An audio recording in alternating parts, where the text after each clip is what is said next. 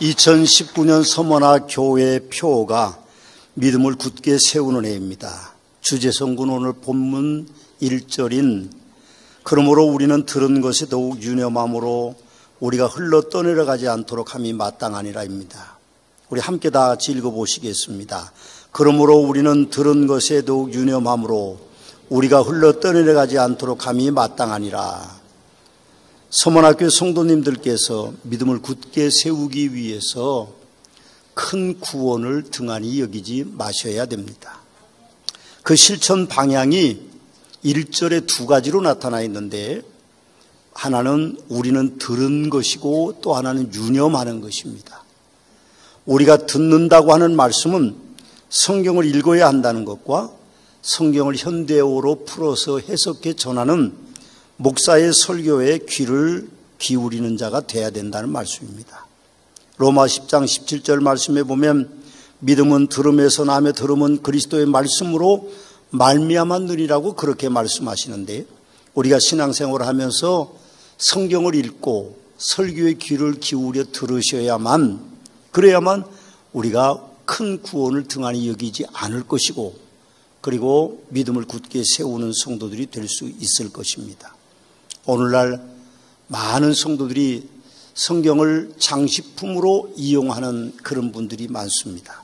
내가 예수 믿는다 그래서 탁자 위에 올려놓고 교회 올 때만 먼지를 잘 닦아서 가지고 오시는 그런 일들이죠. 요즘은 또 편해져서 앱을 깔아서 핸드폰 하나만 들고 오면 굳이 부피 크고 무게 무거운 성경을 안 가지고 와셔도 되니까 성경을 더 가까이 안 하는 것 같은 느낌이 듭니다. 그러면 성경을 읽으셔야 여러분들의 믿음이 굳세질 수 있다는 것이죠. 그럼 우리는 이 성경을 읽고 목사의 귀에 설교에 귀를 기울일 줄 아는 귀 있는 자가 그래야만 우리의 큰 구원을 등한히 여기지 않을 수 있다는 것입니다. 두 번째는 더욱 유념하라고 말합니다.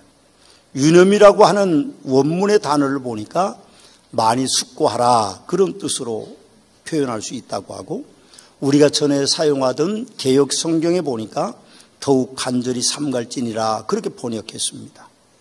성경을 읽는 그대로 그리고 설교를 들은 그대로 살기 위한 노력이 필요하다고 하는 말씀을 하고 있습니다. 그렇습니다. 우리가 큰 구원을 등한히 여기지 않기 위해서 성경을 가까이 해야 되고 말씀을 상고하는 그리고 말씀대로 살아가는 그런 일들이 있어야만 됩니다. 그런데 중요한 건 왜 사람들이 큰 구원을 등한히 여길까요? 여러분 이 큰 구원은 하나님께서 친히 이 땅에 오셔서 사람들의 모든 질고를 경험하시고 모든 죄를 지시고 십자가 위에 희생이 되셨는데 왜 사람들은 그 하나님의 큰 사랑에 관심이 없을까요? 물론 믿음은 모든 사람의 것이 아니라고 말씀하셨고 그러나 하나님께서는 모든 사람이 구원을 받으며 진리를 아는 데 이른다고 말씀하고 계십니다만 왜 사람들이 큰 구원을 등한히 여길까요? 그 대답은 저는 예수님의 씨 뿌리는 비유에서 찾았습니다. 마태복음 13장에 예수님은 씨 뿌리는 비유를 말씀하시는데 씨 뿌리는 자가 뿌리로 나가서 뿌릴새 더러는 길가에 떨어짐에 새들이 와서 먹어버렸다. 그렇게 말씀하고 있습니다.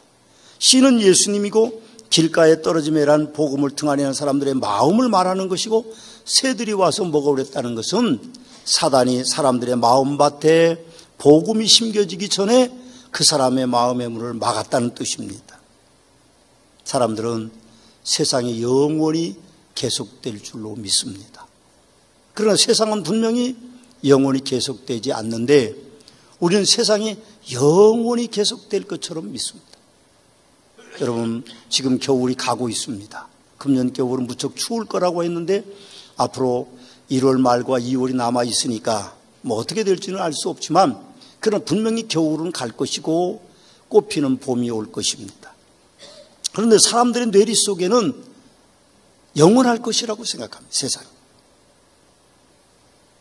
그래서 사람들의 생각은 예수님을 믿는 것은 죽은 다음에 이루어질 일이니까 지금 나하고는 상관없을 것이다. 그렇게 생각하고 삽니다. 이 세상이 없어지고 천국과 지옥이 반드시 오는데도 사람들은 천국과 지옥을 인정하지 않습니다. 이 세상이 없어지고 그리고 우리는 죽음을 맞을 것이고 눈 뜨면 우리가 천국에 있거나 지옥에 있을 텐데, 그런데 우리가 눈 감는 순간 눈을 뜨는 것에 대해서 인정하지 않는 것이죠. 그 사람들은 큰 구원을 등한히 여기는 이유는 이 세상이 영원할 것이라고 생각하기 때문에 그렇습니다. 그러나 우리가 늙어가는 것과 같이 우리에겐 반드시 죽음이 올 것이고 그 이후에 우리는 이 땅의 모든 것을 그대로 두고 눈 뜨면 천국에 있든지 아니면 예수 믿지 않는 사람들은 지옥에 있게 될 것이라는 사실이죠. 예수님은 씨 뿌리는 비유를 제자들에게 조용하게 비밀스럽게 풀어서 해석하실 때 이렇게 말씀하셨습니다. 너희가 듣기는 들어도 깨닫지 못할 것이고 보기는 보아도 알지 못하리라. 이 백성들의 마음이 완악하여져서 그 귀는 듣기에 둔하고 눈은 감았으니 이는 눈으로 보고 귀로 듣고 마음으로 깨달아 돌이켜 내게 고침을 받을까 두려워함이라고 하는 이사야서의 말씀을 그대로 인용해서 우리에게 말씀해 주고 있습니다. 그러면 그렇습니다. 하나님의 구원의 도는 이미 확정되어 있지만 사람들은 그 도를 인정하지 않으려고 하죠. 십자가의 도가 멸망하는 자들에게 미련한 것이요 구원을 받는 우리에게는 하나님의 능력이라. 하나님의 지혜에 있어서 이 세상이 자기 지혜로 하나님을 알지 못함으로 하나님께서 전도에 미련한 것으로 믿지 않는 자들을 구원하시기를 기뻐하셨다라고 말씀하고 계시지만 사람들은 그것을 받아들이지 않기 때문에 예수 그리스도의 십자가의 그 구원의 사건들이 자신의 것이 아닌 줄로 착각하면서 사는 것이죠. 고린도전서 2장 14절 말씀에 보면 육에 속한 사람은 하나님의 성령의 일을 받지 아니하나니 이는 그것들이 그에게는 어리석게 보이며 또 그는 그것들을 알 수도 없나니 그런 일은 영적으로 분별되기 때문이라고 말씀하셨기 때문에 이 세상 사람들은 예수 그리스도의 십자가의 사건들이 자기와 상관이 없는 전설로만 이해하고 있는 것이죠. 그러나 그 결과는 불보듯 뻔할 것입니다. 그들이 이 땅을 떠나는 날 눈 뜨면 지옥에 있게 되는 것이죠. 근데 왜 이 세상 사람들은 그렇다고 치더라도 예수 믿는 사람들까지도 큰 구원을 등한히 여길까요? 예수 믿는 사람도 큰 구원을 등한히 여기는 사람들이 많습니다. 특별히 성도들이 오늘 3절 말씀에 보면 하나님도 표적들과 기사들과 여러 가지 능력과 및 자기의 뜻을 따라 성령이 나눠주신 것으로서 그들과 함께 증언하셨느라고 그렇게 말해야 계속된 은혜가 4절 그렇게 말씀하고 있는데 왜 성도들 중에 어떤 이들은 큰 구원을 등한히 여길까요? 첫 번째는 하나님보다 세상을 더 사랑하기 때문에 큰 구원을 등한히 여깁니다. 구원은 믿음이 좋고 나쁨에 있지 않습니다. 오해하지 마십시오. 구원이 믿음이 깊이가 있는 사람, 높이가 있는 사람이 구원이 있고 믿음이 시원찮은 사람들, 행동이 바르지 못한 사람들에게는 구원이 없다고 생각하면 안 됩니다. 구원은 예수 그리스도를 구세주로 믿는 사람에게 있는 것이지 사람들이 판단하는 믿음이 좋고 나쁨에 있지 않다는 사실이죠. 하나님과 세상의 선택에 있는 것입니다. 우리가 세상을 선택할 거냐 아니면 예수 그리스도의 그 구원의 구속의 은혜를 선택할 거냐 하는 데에 우리의 구원은 달려있는 것입니다. 하나님보다 세상을 더 사랑하는 그 사람은 근본 하나님의 자녀가 아닐 수 있다는 것이죠. 그 불의의 대표자가 가룟 유다입니다. 예수님을 3년 동안 따라다니면서 그가 세리였기 때문에 예수님의 돈꾀를 맡은 사람이었지만 돈꾀에서 돈을 훔쳐가고 예수님을 은삼십에 팔아먹는 하나님보다 세상을 더 사랑하는 사람, 그 사람이 바로 가룟 유다입니다. 이 세상을 더 사랑하는 사람들은 큰 구원을 등한히 여길 수밖에 없죠. 오늘이 거룩한 주일입니다. 이 세상을 더 사랑하는 사람들은 세상의 일터로 나가 있고 여러 가지 잔치집이나 또 여행을 하거나 그런 곳에 가 있겠죠. 그 대답을 저는 예수님의 씨 뿌리는 비유 해설편에서 찾아볼 수 있습니다. 예수님이 그렇게 제자들에게 조용하게 비밀스럽게 말씀하셨습니다. 돌밭에 뿌려졌다는 것은 말씀을 듣고 즉시 기쁨으로 받되 그 속에 뿌리가 없어 잠시 견디다가 말씀으로 말미암아 환난이나 박해가 일어날 때에는 곧 넘어지는 자고 가시떨기에 뿌려졌다는 것은 말씀을 들으나 세상의 염려와 재물의 유혹의 말씀이 막혀 결실하지 못하는 자라고 그렇게 말씀하고 있습니다. 세상을 더 사랑하는 사람, 그 사람들은 큰 구원을 등한히 여길 수밖에 없습니다. 저도 그렇고 여러분들도 마찬가지입니다. 때로는 우리가 하나님을 잊어버리고 삽니다. 내 정욕과 내 욕정에 앞설 때가 너무 많습니다. 그럴 때 우리 안에 내 안에 하나님이 계시지 않다는 것을 우리는 스스로 깨닫게 되는 거죠. 여러분, 하나님을 더 사랑하셔야 됩니다. 예수 그리스도를 더 사랑하셔야 됩니다. 성령님의 감동에 우리가 민감해야 됩니다. 세상에 속한 자가 되면 우리는 큰 구원을 등한히 여기는 자가 돼서 하나님의 은총 속에 거할 수 없다는 사실이죠. 유혹의 말씀이 막혀 결실하지 못하는 자, 세상의 염려와 돈의 노예가 되어서 이기주의와 황금만능주의가 되면 우리는 흘러떠내려갈 수 있는 그런 존재라는, 약한 존재라는 사실을 우리는 기억해야 됩니다. 교회 오는 날만 하나님을 기억하시고 교회 오는 날만 하나님의 은혜를 기억하는 성도가 되서는 안 됩니다. 일주일 내내 하나님의 은혜 속에 거하다가 새로운 주님의 날도 하나님의 은혜 가운데 거할 줄 아는 축복된 성도들이 돼야만 우리가 큰 구원을 등한히 여기지 않는 성도가 돼서 흘러 떠내려가는 자가 되지 않는다는 사실을 우리는 분명하게 기억해야 됩니다. 두 번째로, 왜 사람들이 큰 구원을 등한히 여깁니까? 가시적인 신앙을 가지고 있기 때문에 예수님을 보지 않고 교회를 보고, 예수님을 보지 않고 목사를 보고, 예수님을 보지 않고 성도들을 바라다보기 때문에 그런 문제가 일어납니다. 크리스찬 투데이라는 이제 그 언론지에 보니까 2014년에 여론조사를 발표한 것이 나옵니다. 교회에 가지 않는 이유를 말하는데, 교회 가지 않는 40%의 사람들은 성도들이 언행이 일치가 안 되는 것을 바라보기 때문에 나는 교회 안 간다, 그렇게 대답을 했습니다. 또 35%는 목회자에 대한 실망 때문에 그렇다고 말하고, 14%는 헌금 부담이 있어서 교회를 안 간다고 말하고, 7%는 가치관의 변화가 생겨서 안 간다고 말하고, 4%는 기타의 이유들이었다고 합니다. 그러나 여러분, 세상의 교회는, 온전한 교회는 없습니다. 세상의 목사는 온전한 목사가 없습니다. 세상의 성도들이 온전할 수는 없는 것입니다. 신학적인 용어로 보면 성화와 영화의 대조를 이루고 있는 것입니다. 성화란 온전함이 아닙니다. 그러나 점점 더 하나님께로 가까이 나가는 거룩한 모습을 갖추는 과정을 성화의 과정이라고 말하고, 영화는 천국에 가서 죄 없이 거룩한 모습으로 우리가 하나님 앞에 하나님을 찬양하며 사는 삶을 영화라고 말합니다.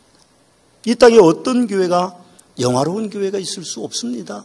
물론 교회라는 이름 자체는 영화롭지만 그 속에 있는 사람들이 온전할 수가 없다는 사실이죠. 이 땅에 어느 목사가 성화의 과정이 아닌 영화로운 목사가 없다는 사실을 기억하십시오. 여러분, 어떤 성도가 영화로운 성도가 있을 수 있겠습니까? 우리는 다 천국에 가서 그곳에서만 영화로운 존재가 될 수 있지, 여기서는 영화로운 존재가 될 수 없습니다.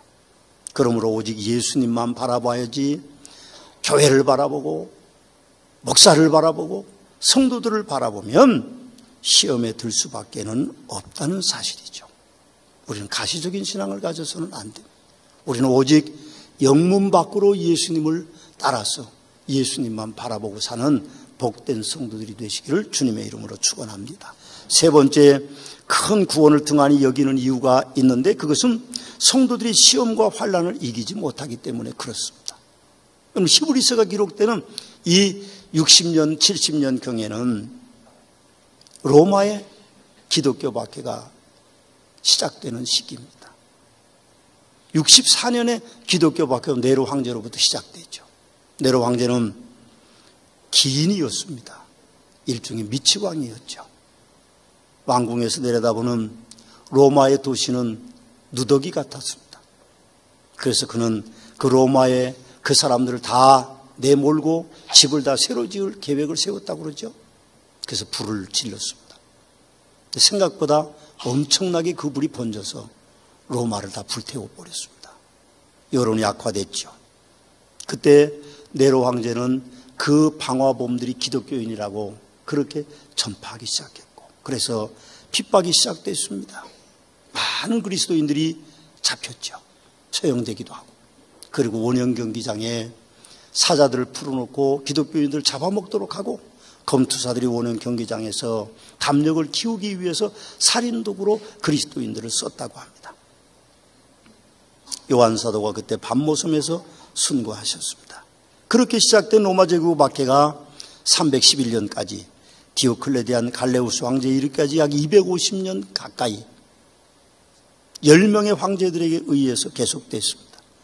그 박해의 정도를 살펴보면 원형 경기장에서 관중들 앞에서 검투사와 맹수의 밥이 되는 것과 현장에 즉결 처형되는 것과 기독교인을 옹호하는 자의 처벌과 재산 압수를 하고 예배 금지하고 성경을 불태우고 교회를 무너뜨리고 기독교인의 권리를 정지하고 이방신에게 기독교인들을 산 제물로 바치는 그런 일들이 있습니다. 그러나 성도 여러분, 기독교는 계속 부흥했습니다. 심지어는 왕궁에까지 복음이 전파돼서 황제의 황후와 그 아들들과 그리고 형제들이 그리고 관료들이 기독교인이 되어서 박해를 받고 순교자의 길을 걸어갔습니다. 그러나 그들은 두려워하지 않았습니다. 여러분, 요한계시록에 보면 순교를 당한 영혼들이 제단 아래에 있다고 말합니다. 다섯째 인을 떼실 때에 그 순교를 당했던 영혼들이 제단 밑에 있으면서 뭐라고 기도하는가 하면, 큰 소리로 거룩하고 참되신 대주제여 땅에 거하는 자들을 심판하여 우리 피를 갚아주지 아니하시기를 어느 때까지 하시려니까 하고 그들이 기도하고 계신다고 합니다. 순교의 역사는 끝이 날 것입니다. 영화로운 나라에 있는 그분들이 순교의 역사를 끝맺히는 기도를 계속하고 있기 때문에 그렇습니다. 저는 그런 생각을 했습니다. 순교자의 반열에 오른 분들이 두려워하지 않았을까? 두려우셨겠죠. 폴리감 목사님은 그 장작더미 위에서 화염을 두려워했을 것입니다. 베드로 사도는 도망치다 다시 로마로 들어가서 자신이 스스로 십자가를 지고 돌아가셨습니다. 바울도 마찬가지입니다. 그분들이 두려워하지 않았을까? 두려웠을 것입니다. 그러나 그분들의 신앙은 큰 구원을 등한히 여기지 않는 신앙이었기 때문에 순교자의 길을 걸어갈 수 있을 것이라고 생각합니다. 여러분, 우리는 큰 구원을 등한히 여겨서는 안 됩니다. 흘러 떠내려 보내서 우리가 구원의 반열에서 우리의 이름들이 지워진다고 하면 불행한 일이 되겠죠. 마지막으로는 왜 사람들이 큰 구원을 등한히 여길까요? 사단의 교묘한 전략입니다. 우리는 걱정이 많죠. 어떻게 살 건가? 어떻게 살아갈 건가? 그렇죠? 눈만 뜨면 걱정입니다. 눈만 뜨면 걱정이에요. 요즘 우리 한국 사회 분위기가 교회를 부정적으로 보는 시각이 있습니다. 사단은 교묘하게 사회 분위기를 틈타서 성도들이 사랑이 식어져서 다투게 만드는 그런 일들이 일어나고 있습니다. 성도들끼리 서로 다투어서 교회가 찢어지고 성도들이 떠나고 목사와 성도가 다투어서 교회가 무너지는 일들이 비일비재로 일어나고 있습니다. 그 다툼과 분쟁의 결과는 분명한 것입니다. 하나님의 몸된 교회, 예수 그리스도의 몸된 교회가 약하게 되는 것이죠. 교회가 무너지는 것입니다. 요즘 국민일보에 진정한 교회 경신을 말한다는 주제로 교회 분쟁에 대한 연재를 하고 있습니다. 제가 며칠 동안 그 타이틀을 여러분들에게 소개해드리기를 원합니다. 교회 공동체 오면은 내부 분쟁, 개혁 내세워 무분별한 공격, 영적 위기 자초, 교회를 살려야 한다면서 소송 남발, 편가르고 반목만 키워, 목사 자격 등 신앙 본질 문제까지 법원 개입 우려, 그런 타이틀로 소제목들로 며칠 동안 계속돼서 연재가 됐습니다. 사단은 우는 사자처럼 교회와 목사와 성도들을 삼키려고 덤비는데 목사와 성도들은 경계심조차도 없습니다. 영적인 눈이 없어서 사단인지 천사인지 구분을 할 능력이 우리에게는 사실 없습니다. 그래서 우리는 큰 구원을 등한히 여기는 경향들이 우리 안에 있다고 하는 것을 우리는 사실은 간과해서는 되지 않을 것입니다. 우리 서문화교회는 정신을 똑바로 차린 여러분들과 제가 있어서 서문화교회를 지켜나가는 복된 성도들이 되시기를 주님의 이름으로 축원합니다. 4절 말씀에 보면, 3절 말씀에 보면 큰 구원을 등한히 여기면 어찌 그 보응을 피하리요 하고 그렇게 오늘 히브리서 저자는 우리에게 경고하고 있습니다. 2절에 보면 이미 하나님의 보응을 언급했습니다. 2절에 보면 천사들에 대한 이야기가 나오는데 그 천사들이 전한 것은 곧 율법을 의미합니다. 율법을 지키지 못하는 사람들이 무서운 하나님의 보응을 받았는데 우리는 율법이 아닌 예수 그리스도의 그 십자가의 보혈의 공로의 은혜를 입으면서도 큰 구원을 등한히 하는 자들은 반드시 보응을 받을 것이라고 말합니다. 히브리서 6장 4절에서 6절 말씀에 보면 그 사실을 정확하게 우리에게 말씀하고 있는데 한 번 빛을 받고 하나님의 은사를 맛보고 성령에 참여 안 받고 하나님의 선한 말씀과 내세의 능력을 맛보고도 타락한 자들은 다시 새롭게 회개케 할 수 없나니 이는 그들이 하나님의 아들을 다시 십자가에 못 박아 드러내놓고 욕되게 함이라고 그렇게 말씀하고 있습니다. 저는 오히려 히브리서 6장 4절에서 6절 말씀을 묵상하면서 경고하시는 하나님의 큰 사랑이 떠올랐습니다. 무서운 것이 아니라 하나님의 사랑이 크다는 것을 저는 말씀을 준비하면서 깨달았습니다. 우리가 한번 비침을 입고 빛을 받고 하늘의 은사를 맛보고 성령에 참여 안 받고 하나님의 선한 말씀과 내세의 능력을 맛보고 타락하면 영원히 구원받을 수 없다는 말씀은 아닐 것입니다. 하나님의 아들을 다시 십자가에 못 박아 드러내놓고 욕되게 함이 우리가 구제받을 수 없는 것일까? 성도의 배교가 그 가지고 오는 죄값이 크고 무거운 거지만 저는 그렇게 믿습니다. 예수 그리스도의 보혈의 공로가 우리의 어떤 행위보다도 우리의 어떤 변심보다도 더 위대하다는 것을 저는 믿습니다. 베드로는 예수님을 대제사장의 집에서 3번씩이나 부인했습니다. 나는 모른다. 도무지 모른다. 그것도 비자라고 하는 여자종들 앞에서, 천한 여자종들 앞에서 베드로는 예수님을 부인했지만 예수님은 베드로를 찾아가셔서 너는 내 양을 먹이라, 내 양을 치라고 3번이나 말씀하셨습니다. 저는 그렇게 믿습니다. 하나님의 사랑은 절대적으로 위대합니다. 우리의 어떤 행동보다도 더 위대하기 때문에 오늘 4절을 보면 하나님이 계속된 은혜가 계속되고 지금도 그래 왔지만 앞으로도 계속될 것입니다. 하나님의 표적과 기사 그리고 능력 그리고 성령이 나눠주신 것을 그들이 함께 증언하는 것에 대해서 보혜사 성령님 도우시는 그분이 우리를 진흙탕 속에서도 다윗 왕처럼 사망의 음침한 골짜기에 있을 때도 그분은 우리를 건져주실 것을 우리는 믿습니다.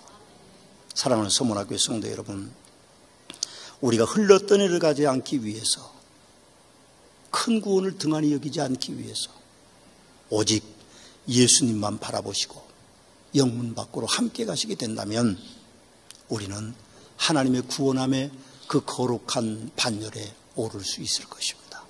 이 땅에 어떤 교회도 완전한 교회가 없습니다. 이 땅에 어떤 목사도 완전한 목사가 없고 완전한 성도가 없습니다.